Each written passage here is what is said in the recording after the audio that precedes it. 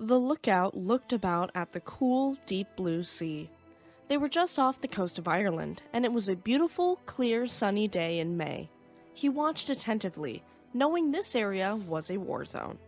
Speaking of war zone, he peered out off the starboard side as something caught his eye. Two thin streams of bubbles zipping toward the ship. His heart pounded and he grabbed his megaphone, wetting his lips and clearing his throat to give the warning.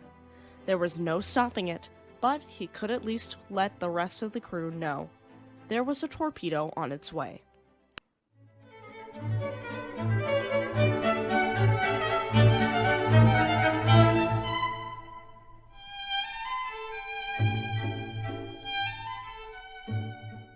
Welcome to Shipwreck Sunday. My name is Eleanor.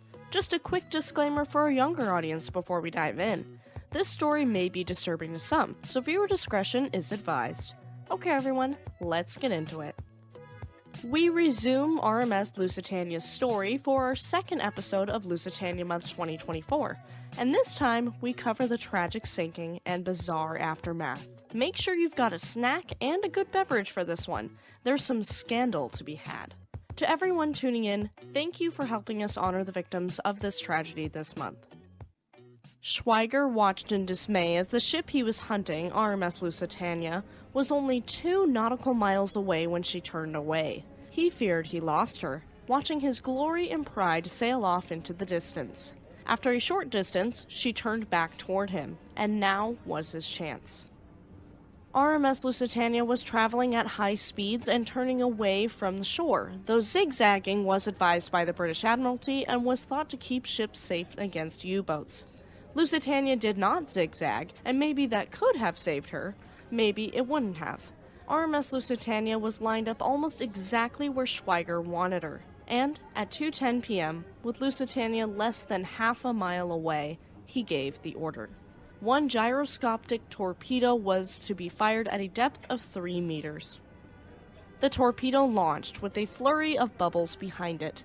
18-year-old lookout Leslie Morton spotted thin lines of foam racing toward the ship in the water, and he shouted through a megaphone, "Torpedoes coming on the starboard side."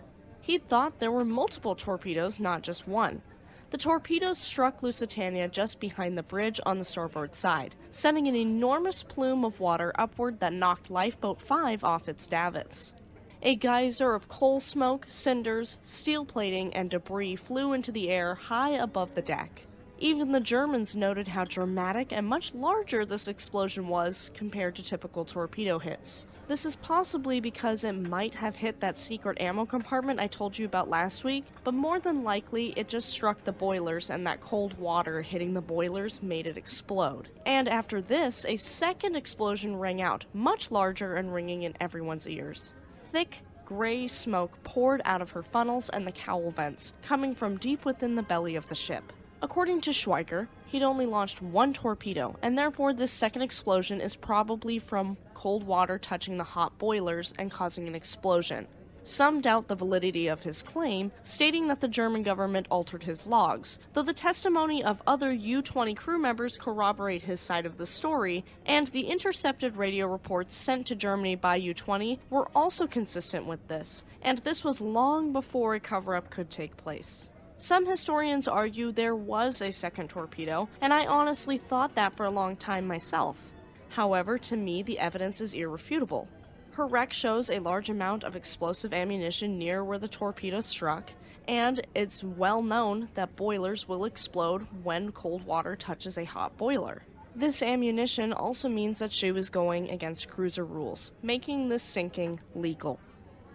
We do have to note the location of the torpedo hit is debated. Schweiger states the torpedo struck beneath the bridge, though survivor testimonies, including that of Captain Turner, state other locations. Some stated it hit between the first and second funnels, some say between the third and fourth funnels, and one was firm in their belief it struck below the capstan. A capstan, for those unaware, is a vertical axled rotating machine developed for use on sailing ships in particular to multiply the pulling force of seamen when hauling ropes, cables, and hawsers. It's similar to a windlass, though those are on a horizontal axle. It sounded like a million-ton hammer hitting a steam boiler 100 feet high, one passenger would be quoted after the sinking in regards to the impact and subsequent explosions. Because of the devastating explosions, a massive hole was torn open in the side of RMS Lusitania. During the sinking, the rivets would start popping off the steel plating in this area, widening the hole and furthering the devastation. Many in the boiler rooms have already died at this point from the explosions and torpedo impact itself, and this ship will sink incredibly fast, giving little room for mistakes and little time for evacuation. At this point, my friends, we start an 18-minute timer. That's how long RMS Lusitania has left before she disappears completely. During impact, Captain Turner had stationed Quartermaster Johnston at the ship's wheel, and at 2:12, just 2 minutes after impact, he ordered Johnston to turn the ship hard to starboard, toward the Irish coast, and Johnston confirmed. However, the ship couldn't be stabilized, and she stopped responding to the wheel rapidly. Turner then signaled for the engines to be reversed to stop Lusitania, and the signal was received in the engine room, but nothing could be done. Steam pressure had utterly collapsed from 195 psi before the impact to a pitiful 50 psi and dropping after the fact, meaning she couldn't steer and she couldn't shift gears. She wasn't going to be able to mitigate listing or possibly beach herself, instead pushing forward and hastening her own demise. Immediately, her wireless operator sent out the SOS message, and this was acknowledged by a coastal wireless station. He would then transmit the ship's position just 10 nautical miles south of the old head of Kinsale. 4 minutes into the disaster at 2:14 p.m., all power failed, plunging the belly of the ship into complete darkness. Screams rang out as the ship started to list, and the passengers stumbled in the pitch blackness. Emergency batteries kept radio signals going out for a bit, but all of the elevators stopped working, trapping crew members in the forward cargo hold who'd been prepping luggage to go ashore in Liverpool. These were the seamen tasked with muster stations and launching lifeboats, so this was a significant loss. The bulkhead doors had been closed for safety while traveling in the Irish Sea, and with the power off, they could not be reopened and all the men in these compartments were trapped, drowning where they worked. The rudder was utterly useless at this point, so she couldn't steer whatsoever. There were a few testimonies as well that state passengers were trapped in the 2 central elevators, with one saloon passenger claiming to have seen them stuck between the boat deck and the deck below while running out the first-class entrance. 1 minute after the power failed, Captain Turner gave the order to abandon ship, with thousands of tons of water flooding the ship's starboard longitudinal compartments, causing a hefty 15-degree list to the starboard side. This list would complicate things for the lifeboats, and we'll get there in a minute, but for the passengers inside, they were now sliding around with the furniture that wasn't bolted down, stumbling around in the dark trying to find their families and a way out. The stairways quickly became bottlenecked with terrified people rushing to get out. There were several infants and children aboard that only added to the commotion with their panicked cries. For those on the lower passenger decks, the confusing and windy corridors in the darkness would be the equivalent of a rat's maze, and the worsening list only added to the confusion. People shoved, shouted, and even pleaded with God for a way out, and some would never make it. As for the lifeboats, the severe starboard list made it incredibly difficult to launch them. In general, lifeboats back then and even now can be safely launched with listing up to 10 degrees, sometimes 15, but anything past that makes it too dangerous. The lifeboats swing into the ship and would drag alongside it, dumping people out. We'll talk about examples of that in a minute. Within the first 5 minutes of Lusitania's sinking, they desperately needed to launch the lifeboats, but she was still moving too fast to safely deploy them.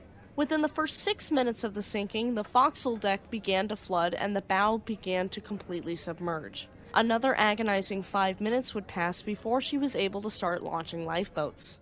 Tensions ran high at this point. And we're going to give you a chance to take a quick breather. If you're enjoying this video, leave me a like, subscribe to the channel for more content, and let me know down in the comments section below. Okay, let's continue with the lifeboats. Now the ship was moving slow enough to launch lifeboats, but the list had worsened, and so the starboard side boats swung out so far you couldn't safely step aboard. You could board boats on the port side, but there was no guarantee it would lower properly. Her steel plating was riveted to the side of the ship with large rivets, the tops of which stuck out a full inch, and when the boats on the port side lowered, they would drag and catch on these rivets, threatening to damage or spill the lifeboats entirely before they could reach the water. Because of this, many lifeboats overturned while loading or lowering, sending their passengers plummeting into the cold water below. Some were even overturned by the ship's motion as they hit the water, spilling their occupants out into the sea. The water, by the way, was 52 degrees Fahrenheit and was very cold. This doesn't sound super cold, but the average pool is between 77 to 82 degrees Fahrenheit, so this was a noticeably cold temperature. There are claims that due to negligence of some of Lusitania's officers, some lifeboats crashed down onto the deck, crushing passengers and sliding down toward the bridge, smearing them into the deck. Don't take this as gospel, however, because this claim was disputed by some of the crew and passengers alike. Untrained crewmen having to lower lifeboats by hand would lose their grip on the ropes, sending the lifeboats barreling downward and spilling over. Some lifeboats tipped over as panicked people leapt from the deck to where they thought it was safest. With at least 48 lifeboats, RMS Lusitania had more than enough for her passengers and crew. However, only 6 were successfully launched, and all of them were from the starboard side. Lifeboat 1 had overturned as it was being lowered, spilling the original occupants out, but it righted itself shortly after and filled up with people from the water. Lifeboat 9 launched successfully with 5 people aboard, and Lifeboat 11 launched with 7 people aboard, and they saved swimmers from the water. Lifeboats 13 and 15 were both overloaded with around 150 people, but they safely made it to the water. The final lifeboat to be safely launched was Lifeboat 21, and she was filled with 52 people, just moments before Lusitania would disappear. As the ship sank, a few of her collapsible boats washed off her decks, providing flotation for survivors. Others of her lifeboats were still attached to davits and would be dragged down with her. 2 lifeboats on the port side, although not successfully launched, did clear away from the ship. Lifeboat 14, filled with 11 people, was lowered and launched safely, but her boat plug was not in place, and so she filled with water and sank almost immediately. Lifeboat 2 floated away with new occupants after the original ones had tipped it and fallen out, and had to be cut away from a rope and one of the ship's tentacle-like funnel stays. They rode away just before the final plunge. Schweiger observed hysteria, panic, and total disorder on the starboard side of the deck of RMS Lusitania. By 2:25 p.m., he dropped his periscope and left, having sent Lusitania to the bottom, heading back out to sea. Later in World War I, Schweiger and the crew of U-88 that he was commanding at the time would strike a British sea mine. U-88 would sink on September 5, 1917, north of Terschelling, leaving no survivors. And that was the end for the captain who sank RMS Lusitania. Despite the utter chaos described by the Germans, survivors from the port side of the deck described a calmer scene. According to Charles Laureat, who published his account of the sinking and many other surviving passengers, a few passengers climbed into the early portside lifeboats before being ordered out by Staff Captain James Anderson, who declared confidently, quote, "This ship will not sink." He reassured those around him that the liner had, quote, "touched bottom" and would stay afloat. In all reality of the situation, he'd actually ordered the other crew to wait and fill Lusitania's portside ballast tanks to try and even out the list before lifeboats were to be launched.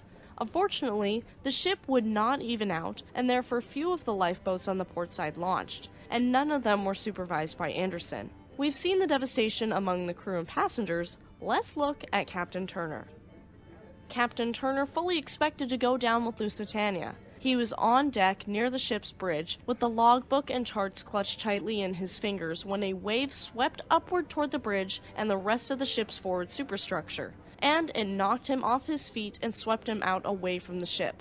He swam over and found a chair floating in the water that he clung to. He did survive, being pulled from the water unconscious after 3 hours floating and clutching to this chair he'd found. His last navigational fix had been only 2 minutes before the torpedoing, and so he remembered the ship's speed and bearing at the moment of the sinking, and it turns out, this was accurate enough to locate RMS Lusitania after the war. Turner was a smart man and a good captain, and this proves it.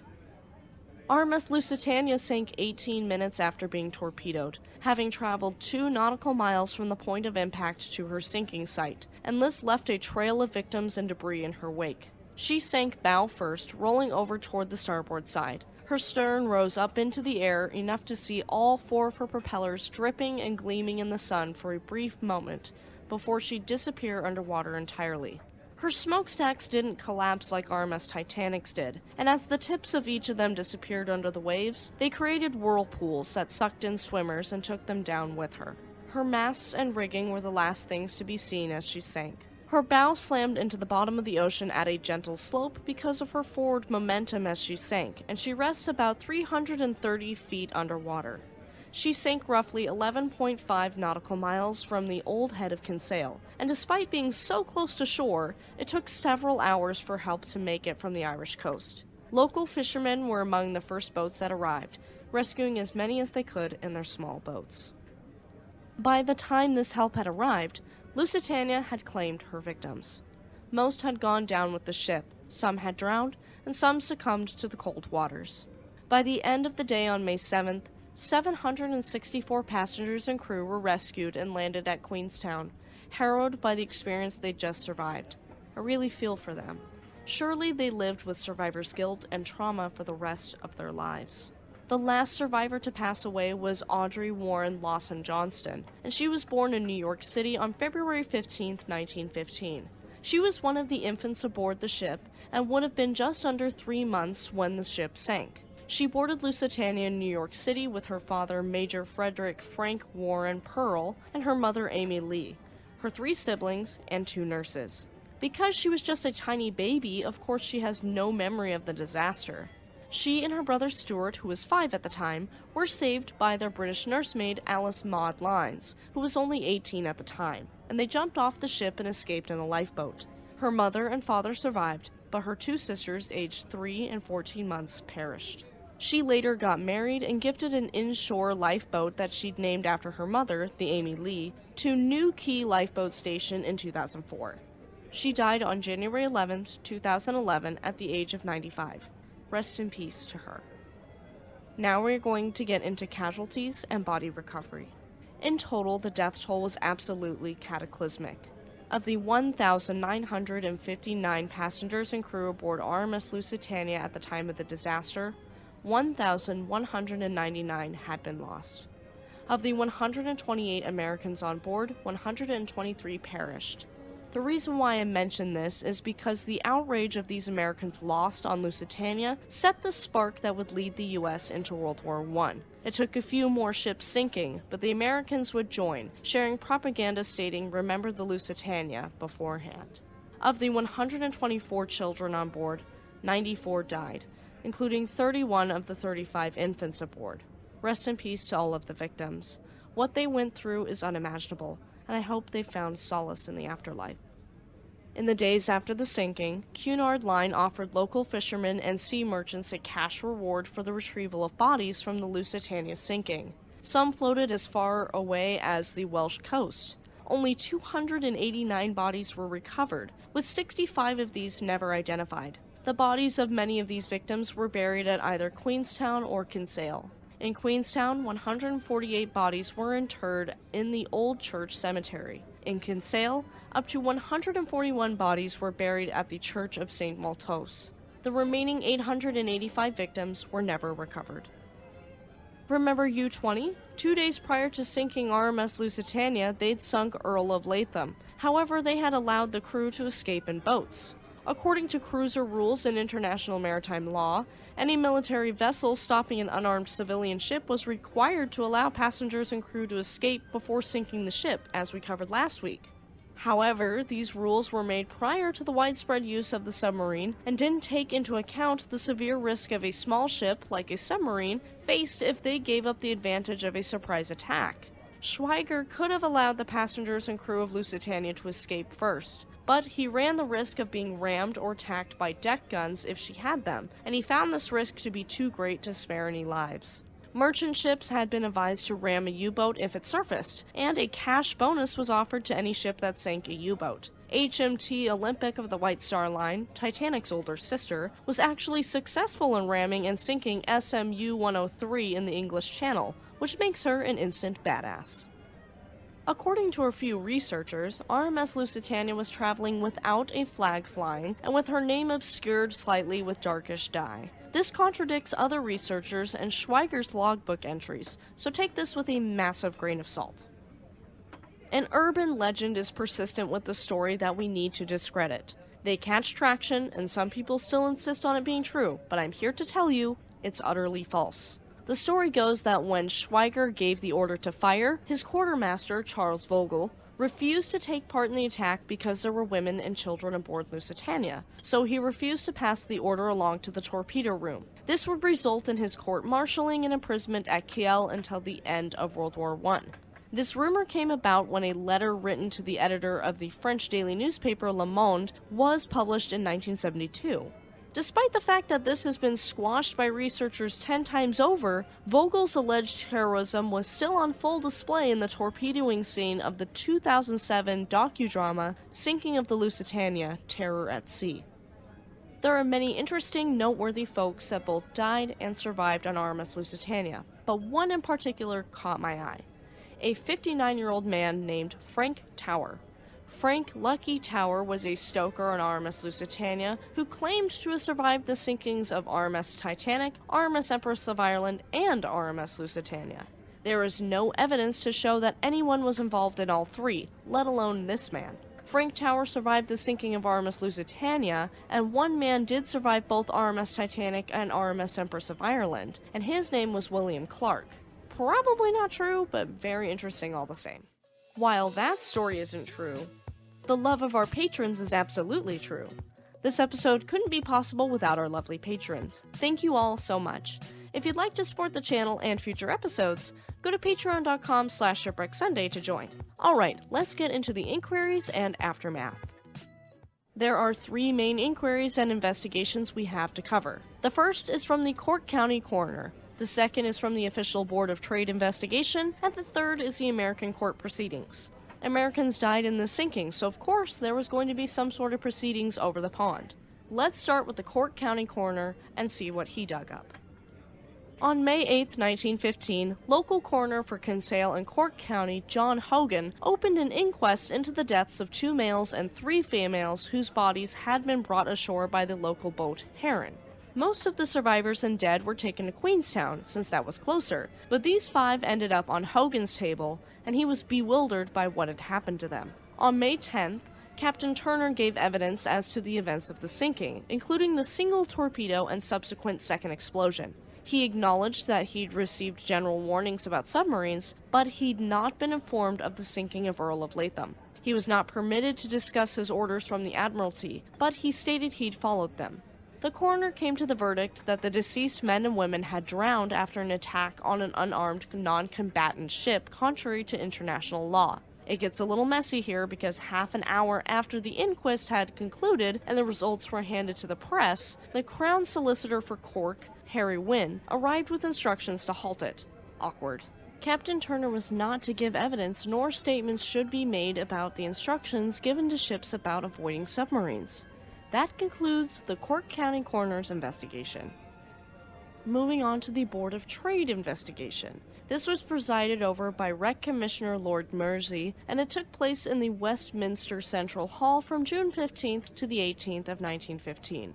This would be extended with more sessions at the Westminster Palace Hotel on July 1st and Caxton Hall on July 17th. Lord Mersey didn't have a background in maritime law, instead having a background in commercial shipping. However, he'd presided over numerous important maritime investigations, namely that of RMS Titanic. He had 4 assessors with him, Lieutenant Commander Hearn, Admiral Sir Frederick Inglefield, and 2 merchant navy captains, D. Davies and J. Spedding. The Board of Trade was represented by the Attorney General Sir Edward Carson and the Solicitor General F.E. Smith. Butler Aspinall had represented the Board of Trade at the Titanic inquiry, and he was retained here to represent Cunard Line. 36 witnesses were called, with Lord Mersey wondering why more witnesses weren't called. For example, at Titanic's British inquiry, nearly 100 witnesses gave testimony. Most of the inquiry sessions were open to the public, but the sessions held on June 15th and 18th were in camera, a fancy legal term that means in private. This is when evidence regarding the ship's navigation was presented. Since this was wartime, they wanted to preserve as much military strategy as possible. The Cork County coroner had already said too much. Written statements were collected from all of the remaining crew, and they were presented to the inquiry on standard forms and identical handwriting with similar phrasing to keep things fair. This wasn't a perfect process, however, especially when we hear what Quartermaster Johnston had to say. He said he felt pressured to remain loyal to Cunard, and it had been suggested that their case would be helped by him stating there were 2 torpedoes, not 1. When giving evidence to the tribunal, he was not asked about torpedoes or their number.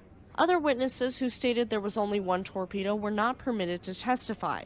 In contrast to his statement for the Cork County coroner, Captain Turner stated there were 2 torpedoes. In 1933, in an interview, he'd revert back to his original statement of only 1 torpedo. Most witnesses that testified claimed there were 2 torpedoes, and some said 3, with a possible second submarine involved. This is significant because confusion on the number of torpedoes remains to this day, and it definitely muddies the water for this official inquiry. They weren't looking for the truth, they were covering their asses. So much so they didn't even let Clement Edwards, representing the Seamen's Union, introduce evidence about which watertight compartments had been involved. The Navy had the audacity to try and pin this whole thing on Captain Turner, crying negligence. This whole thing just angers me endlessly. It started with Vice Admiral Koch, who was commanding the Navy at Queenstown. He reported that, quote, the ship was especially warned that submarines were active on south coast and to keep mid-channel course avoiding headlands. Also, position of submarine off Cape Clear at 10 o'clock was communicated by W/T to her. This may have been true, but they definitely failed to communicate the sinking of Earl of Latham, so who knows what else they forgot. Anyways, these hoity-toity men of the higher-ups continued spinning their web of lies to protect themselves. Captain Webb, director of the Trade Division, started on a dossier of signals sent to Lusitania which Turner might have failed to observe. That could be for a number of reasons, mind you. In the case of the Titanic disaster, some ice warnings never left the wireless room, so who knows what went on into Lusitania's wireless room. I'm not saying Captain Turner is perfect. He surely made his mistakes, and mistakes were made with Lusitania sinking. However, he was the man who was there and who was actually trying to find the truth, so he's the most reliable narrator we have here. First Sea Lord Fisher noted on one document submitted by Webb for review stating, quote, as the Cunard Company would not have employed an incompetent man, it's a certainty that Captain Turner is not a fool, but a knave. I hope that Turner will be arrested immediately after the inquiry, whatever the verdict. First Lord Winston Churchill, yes, that Winston Churchill, stated, quote, I consider the Admiralty's case against Turner should be pressed by a skillful counsel, and that Captain Webb should attend as a witness, if not employed as an assessor.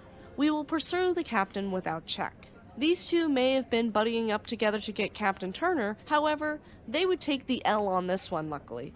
Both men were replaced in their positions before the inquiry because of the failures of the Gallipoli campaign. Karma came around and nipped them right in the bud. Here's where Captain Turner might have messed up, but I can't really blame the man. Part of the proceedings turned on the question of proper evasive tactics against submarines. Captain Turner was told he hadn't complied with Admiralty instructions to travel at high speed, keep away from shore, and maintain a zigzag course. Naval instructions about zigzagging were read to the captain, and he confirmed he'd received them, but the instructions he heard here were not the same ones he received before the sinking. Of course they wouldn't be. The regulations quoted had been approved on April 25th, after Lusitania had arrived in New York City, and were distributed on May 13th, after Lusitania was well underwater. Their communication is as bad as a corporation, my friends. Lusitania had only slowed to 15 knots because of fog, but otherwise she was maintaining a steady 18 knots near Ireland, and this was much faster than all but 9 other ships in the British merchant fleet, and double the speed of a submerged submarine. He could have maintained 21 knots, but he did not because he was ordered to come into Liverpool on high tide and was timing the arrival for that. At the time, no ship before Lusitania had been torpedoed when traveling at faster than 15 knots. He was plenty offshore in my opinion. Lusitania was 13 nautical miles away when she was struck, though the inquiry was claiming he was only 8 nautical miles away. And to add on to this, the ships being censured were ones traveling closer than 5 nautical miles from shore. They were being unnecessarily hard on Captain Turner simply because they needed a fall guy. As you can tell, I'm a bit peeved. This whole thing has been a mess. Instead of finding the truth and providing answers, this whole thing has been about covering up one singular torpedo and the ammunition stored on Lusitania. Turner did clap back. He had discussed the matter of what course the ship should take with his 2 most senior officers, Captain Anderson and Chief Officer Piper, and sadly, neither of them survived to corroborate this. The 3 had agreed that the Admiralty's warning of, quote, submarine activity 20 miles south of Koningby overrode other Admiralty advice to keep to, quote, mid-channel, which was where the submarine was. So he changed course at 12:40 p.m., intending to get closer to land and take a course north of the reported submarine. It makes sense to me, honestly. If this wasn't messy enough for you, well, here you go. F.E. Smith tried to press a point he was making by quoting from a signal sent to British ships.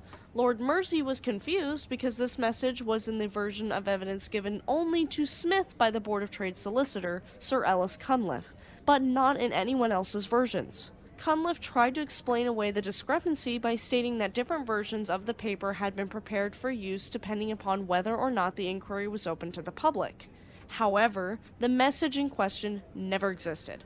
Lord Mersey was annoyed by this and stated that it was his job to find the truth, and from that point forward he was more critical of the Admiralty evidence. I would be too. This whole thing seemed cooked from the get-go. On June 10th, there was a big whammy set on this case before it even started. Significant changes were made to the Defense of the Realm Act of 1914, and it made it an offense to collect or publish information about the nature, carriage, or use of war materials for any reason. Originally, this only applied if the information was given to the enemy, but now everyone was fair game. This was used to prohibit discussion about Lusitania's precious cargo. The rifle cartridges hidden on RMS Lusitania were mentioned during the case, with Lord Mersey stating that, quote, the 5,000 cases of ammunition on board were 50 yards away from where the torpedo struck the ship. Because of the insistence of Joseph Marshall, who was threatening to sue Cunard for their poor handling of the sinking, there was another hearing on July 1st. Marshall testified that the second explosion had sounded like the rattling of a machine gun being fired and appeared to be coming from below the second-class dining room at the rear of the ship. He had been sitting in this dining room when it went off. It would make sense if a bunch of rifle cartridges started going off. However, the British government was keen on protecting themselves, so they dug into his background, distorted the information, and leaked it to the press to discredit him. Captain Turner, Cunard Line, and the Royal Navy were absolved of any negligence, and all of the blame was placed on the German government. Lord Mersey stated that he believed that Captain Turner, quote, exercised his judgment for the best, and that the blame for the sinking, quote, must rest solely with those who plotted and with those who committed the crime. For the most part, I'd agree with that. The British government or whoever was responsible for putting ammunition on that ship should take a small portion of the blame as well, in my opinion. 2 days after closing the inquiry, Lord Mersey waived his fees for the case and formally retired. It must have been really embarrassing to him because of how royally screwed up all of the evidence was. His final statement on the case was, quote, the Lusitania case was a damned dirty business. I feel that's an accurate assessment. The full report has never been released to the public, even after 100 years, though a copy was thought to exist amongst Lord Mersey's personal papers, but even after his death, they've never been recovered. This concludes the British inquiry, which was a mess from the start. Let's see how the Americans do. The Defense of the Realm Act was invoked so that British witnesses could not give evidence on any subject the American court proceedings covered, so it's off to a rough start already. There were statements collected in Queenstown after the sinking by the American consul Wesley Frost, but they were never produced. This lawsuit came about because in the United States, 67 claims for compensation were lodged against Cunard Line, and these were all heard in 1918 before the United States District Court for the Southern District of New York. The judge that presided over the Titanic inquiry, Judge Julius Mayer, was in charge, and last time he'd ruled in favor of White Star Line. He was conservative or right-winged, and he was known as a safe pair of hands with matters of national interest. His favorite thing to say to lawyers is definitely something I'm stealing from my personal life, and it's, quote, "come to the point." This case would not have a jury, and both sides agreed that they weren't going to question the rifle cartridges or rumors of troops on RMS Lusitania, or if she was armed. There were 33 witnesses called that were not capable of traveling to the US, so they gave their statements in English to Commissioner R.V. Wynne, and that was passed along. The evidence used in Lord Mersey's case was considered, but anything in the closed sessions wasn't. After the horrific way he was judged in Britain and the poor handling of that case, you can't blame Captain Turner for being more defensive in his testimony here. He argued that up until the time of the sinking, he had no reason to think that zigzagging in a fast ship would be effective, and in fact, he'd commanded a different ship that sank while zigzagging. Evidence from other captains bolstered this anecdotal evidence, and he stated that before Lusitania sank, no merchant ship zigzagged. He argued that he had to keep a steady course for at least 30 minutes to get an accurate 4-point bearing and precisely confirm Lusitania's position. He did get flack on this point because other captains refuted, stating that a 2-point bearing would have taken 5 minutes and been accurate enough. There were several witnesses that stated there were open portholes on the ship when she sank, and an expert witness was called in. This expert explained that portholes the same size as the ones on Lusitania could allow in 4 tons of water per minute if they were just 3 feet under the water. Again, testimony on the number of torpedoes was cloudy, and where it struck was also debated amongst witnesses. The nature of the dangerous cargo was considered, but experts stated that under no circumstances would these casings have exploded. There's a record that shows that crewman Jack Roper wrote to Cunard in 1919, requesting expenses for his testimony that made the line look better as dictated by Cunard. Bad look for Cunard all around. Finally, a verdict would come through. On August 23, 1918, Mayer's judgment would read that, quote, "the cause of the sinking was the illegal act of the Imperial German government, that there had been 2 torpedoes, and that Captain Turner had acted appropriately and emergency procedures had been up to snuff." He ruled that further claims for compensation should not be addressed to Cunard, but instead to the German government. The Germans would end up forking over $2.5 million in 1925 for the Lusitania incident. We know the legal tea, we know what happened with her sinking, but there's still more controversy for us to dig through. Her wreck. Her wreck rests on her starboard side at an angle of about 30 degrees in 305 feet of water. Her wreck looks like it was stepped on, and if you're wondering why, there's a reason. It's actually heavily debated, which is where the controversy comes in. There's a misconception that she was used by the British Navy for depth charge practices or accidentally blown up when mistaken for a U-boat, but this is untrue. There's no damage from explosives on the main body of the ship, and most of the damage is simply from being laid on her side and not being as beefy as HMHS Britannic, which is relatively intact for being on her side. This was proven by an expedition in the 60s that showed that she was in relatively good condition and had no damage from underwater explosions. Lusitania has slowly collapsed with gravity and the rough currents in the area, causing her to look squashed. There were explosives used with her wreck, though, and we cannot discredit that. 3 of her 4 propellers were blown off by artifact hunters in the 1980s, and this caused extensive damage to the stern. Cutting and blasting had happened throughout the ship over time because of those looking to take things from her wreck as well, causing more damage to the ship and hastening her disappearance. Her superstructure is essentially gone, and she's left a heap of scrap metal. She's also draped in hundreds of fishing nets from being in a heavily fished area. It's disappointing since she was such an iconic beauty afloat, and those who perished aboard her deserve a much better resting place. But the only thing we can do now is try to protect what is left of the wreck and continue telling her story as to preserve the memories of her victims. RMS Lusitania was a beautiful, innovative ocean liner that opened doors for so many British four-stackers, including RMS Titanic, who dwarfs her in popularity. It's a shame that not more know of RMS Lusitania and her sinking. Her victims deserve recognition and remembrance. Rest in peace to the victims of the Lusitania disaster. May they rest easy. If you liked that story and wanted to hear something similar, check out our episode last week on the building of RMS Lusitania. Stay tuned next week for the story of RMS Mauretania and her career from start to finish. Thank you for tuning into Shipwreck Sunday. Have a great week, and we'll see you next time.